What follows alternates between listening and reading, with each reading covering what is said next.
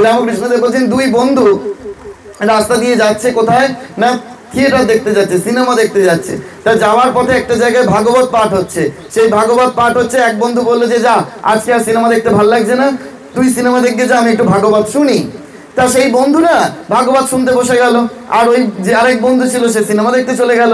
তা যে সিনেমা দেখতে গেল সেই বন্ধু বলছে, ইস আমি কি বোকার মতো কাজ করলাম, হ্যাঁ আজকে আমার বন্ধু ভাগবত শুনছে, ওখানে ভাগবত শুনে পুণ্য অর্জন করছে, আমি সেখানে থাকলে আমি পুণ্য অর্জন করতে পারতাম কিনা, আমি এখানে বসে বসে সিনেমা দেখছি।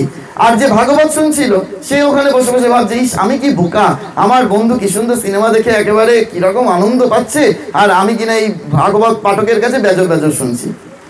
তারা দুজনে যখন মারা গেল তখন ওই যিনি ভাগবত শুনছিলেন তাকে যমদূতেরা এসে টেনে নিয়ে চলে গেল, আর যে সিনেমা দেখতে গেছিল তাকে বৈকুণ্ঠ দূতেরা এসে ভগবান বিষ্ণুর কাছে বৈকুণ্ঠে নিয়ে চলে গেল। কেন না ভগবান হচ্ছে ভাবগ্রাহী জনার্দন, ভগবান ভাবটি দেখেন, কে কোথায় আছেন দেখেন না। হয়তো আপনারা এই ভাগবত সবাই এসছেন, এখানে বসে আছেন, কিন্তু বসে থেকে যদি বিরূপ চিন্তা হয়, বিরূপ কার্য হয়, তাহলে কিন্তু এই মৃত্যুর পরে এর ফল হবে হচ্ছে যমরাজের কাছে।